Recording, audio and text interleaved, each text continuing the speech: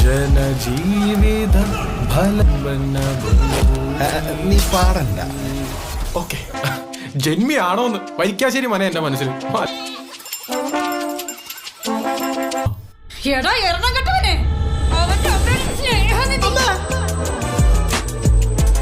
ഇല്ല, ഞാൻ പലവട്ടം പറഞ്ഞിട്ടുണ്ട്, ഇരിനോട് ചോദിക്കരുത്.